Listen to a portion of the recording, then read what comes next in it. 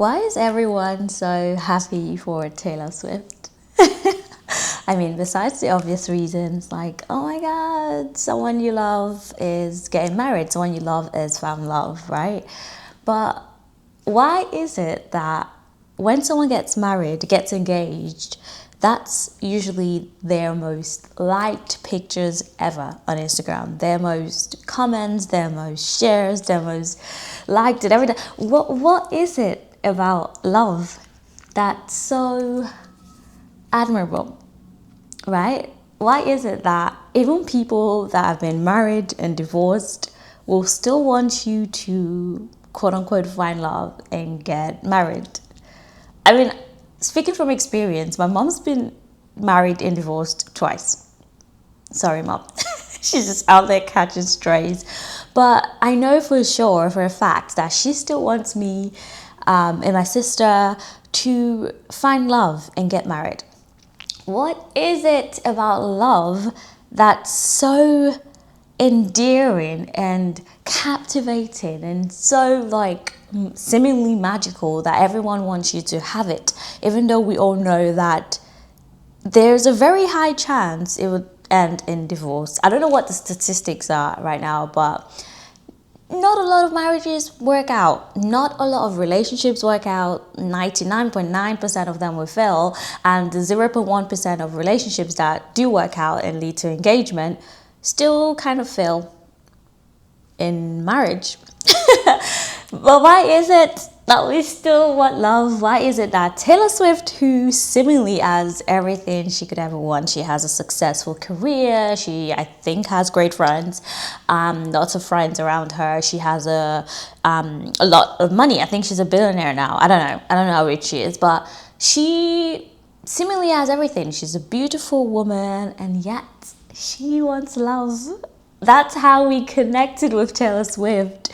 It's that underdog kind of like persona that she has, where it's like she's always craved love. She's always wanted companionship. She's always been like kind of like striving for this fairy tale love life. And we all relate to that. That's what makes her music relatable and so successful. Since I was young, even when I didn't really truly understand the meaning of her lyrics, I remember just singing along and, you know, feeling every word in my heart deeply. Teardrops on My Guitar is still one of my favorite songs ever. I was 15 or 16 when it came out, and I still remember the lyrics word for word. I remember singing, every time I sing it, it just takes me back to a certain point in my life, me back in secondary school, crushing on some stupid guy, singing Teardrops on My Guitar. Yeah, I think Taylor Swift has had heartbreak after heartbreak and heartbreak songs after heartbreak songs. So I think I understand why there's so much fuss around this engagement. It's like, oh my God, she did it. She did it. She finally did it. She found love. She found someone that she spent the rest of her life with, I hope. And I guess like there is something great about that feeling. There is something so magical. I don't know if it's magical, but there's something that just feels so good. When you think about it, it's like, oh my God, I've been chosen. I am the chosen one. Of all the girls he could have had, of all the girls he's dated for a long time, didn't get engaged to, what was his name? Travis Kelce, has dated loads of women, been in long-term relationships, on and off relationships, but still long term, right? And Taylor Swift's relationship with Travis seems to be like the shortest one. Is it Travis Kelce? For some reason that name isn't clicking. Anyway, I don't know. I've not really been engulfed in a relationship. Of course I know of the relationship, everyone does, but I've not truly immersed myself in it. I feel like 10, 12 years ago, I used to be such a big Taylor Swift fan. I guess the country era and the new pop era is still fun. There's still some fun songs, but I didn't stream the latest album, I'm not gonna lie. So anyway, I've not truly kind of immersed myself in this whole relationship thing, but I'm still so happy for her. When I saw the news, I was like, oh my God, she did it. Just like so many other people, I was like, oh my God, she did it. Like she actually has found the one. And where was I going with this? I had something in mind. Right, okay, being chosen, right? It feels good to be chosen. Most of the excitement of being engaged, getting engaged, is this feeling that someone chose me. I wasn't left out. Some of my coworkers at work think I have the worst FOMO ever.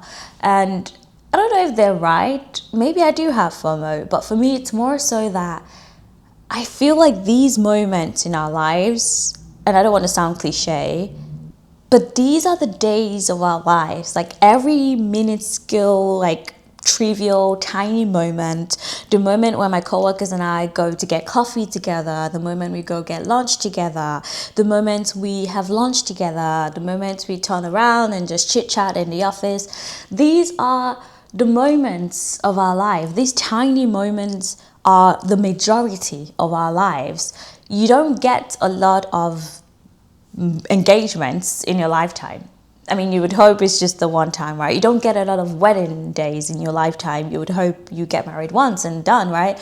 You don't get many birthdays in your lifetime. It's just however long you live, right? Your birthday is once a year. You don't get a lot of like celebrations in your lifetime. The majority of your life, when you think about it, the majority of your life is just made up of these seemingly normal, mundane, trivial moments, right? And so I try my best to like be like present in those moments. I try not to miss the little things. I don't know if that sounds so like cliche and cringe, but that's why I always want to be involved in little things like, oh, when they're going to get coffee, I want to join them, right? When they're having a conversation about whatever, I just like poke my head out. I'm like, what are you guys talking about? Because I want to be involved. I want to know what they're talking about. These little moments are what make up the majority of our week. I work 5 days a week in the office. I spend at least 40 hours a week with these people, right? So for me, if I'm spending that much time with you people just in an office, I want to enjoy it. So maybe part of it is FOMO, but the other part of it is just trying to enjoy life, trying to live in the moment and just, make more of life, make more of these small moments than it is, if that makes sense. Anyway, back to the engagement. Being chosen. You don't get that feeling many times in your life. So when it does happen, it's like boom, it's a big burst of emotions. Because it feels good. You know, it's like Love Island. When I think the older seasons used to do this. When it's the first episode and there's a lineup of girls and then guys go one and one, like one after the other, choosing the girl that they want to couple up with, and the girl left behind, or the second to the last girl left behind, or the third to the last girl left behind, just feels bad. Like it doesn't matter how confident you are, how strong you are, how beautiful you think you are. If you're the last to get picked, it stings, it hurts, it's like ouch. It does not feel good. And on the other side of that, if you're the first to get picked, or being picked at all, really, it just feels so good. Because when you think about it, what does an engagement say? It means that someone has decided that you're the one they want to spend the rest of their lives with. And to make it less cliche, the rest of their life, it means that someone has decided that they want you to become their new family. Not just become their new family, they want you to be a part of their already existing family. When you think about it, it's really deep.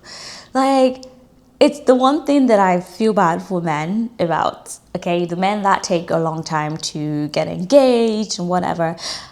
Obviously, I don't want to date someone for more than 5 years without them knowing that they want to marry me. But when you think about it, it's such a big decision. It's like you're going out there and picking someone to be your new family. You're picking someone to start a new family with. That's a lot. When you think about the possibilities of what your life could be like, how your life could turn out to be, right? The number of women that you could potentially be with, as a man, And then you choose this one person and you're like, yes, you're the one that is now going to be my new family. Like, you're the one I'm gonna potentially have kids with and create a new family with. That's crazy. When you actually think about it, what are the odds? You know, not what are the odds that you get married, but what are the odds that you get it right, that you've chosen the right person? Because it could be anybody, really. It could be anybody. Your life can turn out completely different. Your kids will be completely different depending on who you choose to marry. Like, whether or not you have a boy or a girl, whether or not you have 10 boys, whether or not your kids have blonde hair, blue eyes, brunette hair, ginger hair, short hair, long hair, like short or tall, like it depends on who you choose to marry. It's such a big decision. And I guess that having someone decide that, yeah, they're sure that they want to make this big decision with you feels good. It feels good. I mean, if just having a boyfriend, right, feels so good. Someone to call your own, like your companion. You can go out with them, have drinks with them, play with them, go eat with them, spend time with them, chill at home, watch TV. You just have someone to share everything with, right? Share your life with, share the good moments with, share the bad moments with, someone to support you, someone just having someone in your heart, right? That makes your heart just feel all warm and cozy. You know, you have a boyfriend, it feels so good. And you have a girlfriend, it feels so good. Now multiply that by however many times, like by 100, by 1,000. It's now a fiance. It's like, I'm gonna marry this person. It's crazy. It's a big decision. It is. I think for some reason we all just think about the fairy tale aspects of it, like the engagement and the ring and the marriage, like not the marriage, the wedding. We don't really think about the marriage aspect, the fact that you're two different people from different backgrounds coming together to try and make one family, to try and make it work. It's crazy. It's a lot. Sometimes when I think about it, of course I want to get married. Of course I want to feel like I've been chosen as well. But I also do not take it lightly. Whenever I feel a bit like, oh, why have I not found someone? I've been single for over 3 years now. Am I not cute enough? I think I'm cute. I think I am, right? Why is it that no one has picked me? That, you know, no one's seen like enough to be convinced that they want to at least have a relationship with me, right? I just think that no, wait a minute, it's a big decision, especially like in our age group. I'm 27. I feel like at this age you're starting to think long term. I know a lot of men are not doing that, which is one of the problems we're facing right now, but I digress. But if you are thinking long term, because I am, right, I'm not just going for anybody. I'm not just going on random dates with people that I know for sure it wouldn't work out with. I did that, been there, done that when I was young, in my teens, in my 20s. I kind of just went for the fun of it, went on dates for the fun of it. But now I'm thinking more long term. I'm thinking, will this person fit well into my family? How will this person like even think about my family? What would they think about my family? How would they integrate well into my family? Could they be a good father? Because I think I want kids. Maybe 2. Actually, max 2. Ideally, actually, I've been thinking about this recently. Ideally, twins, and just do it once and for all, right? Okay, I digress again. But when I think about it, I'm just like, wait, it's a big decision. If I really wanted a boyfriend today, I know I could get it. If I wanted to just be with anybody.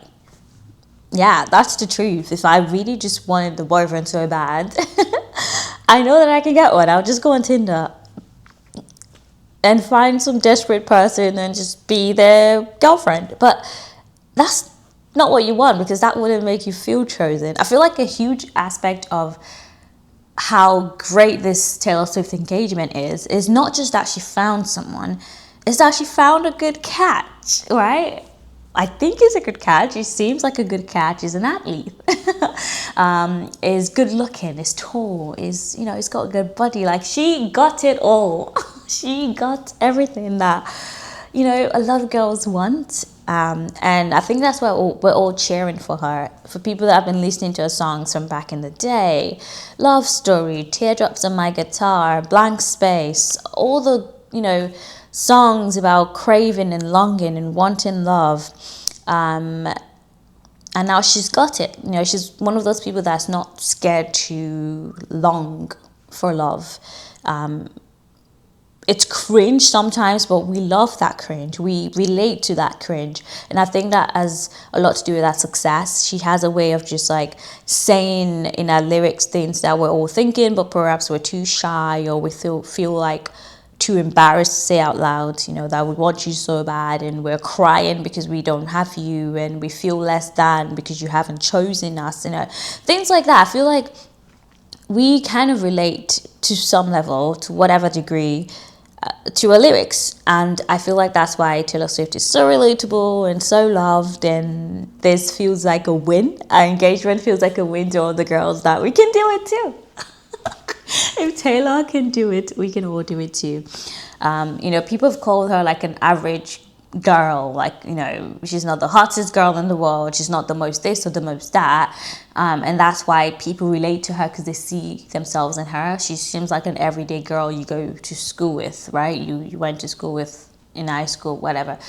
And I think she's really beautiful. I don't even think she's an average girl. I think our perspective of average is so skewed these days with all the filters and plastic surgery and Instagram and all the everything going around. You don't really know what's real anymore. But I don't even think Taylor Swift is average looking. I think she's hot. I think she's good looking. She might be like girl pretty, kind of like Sabrina Carpenter. A lot of people say she's girl pretty. She's like female pretty.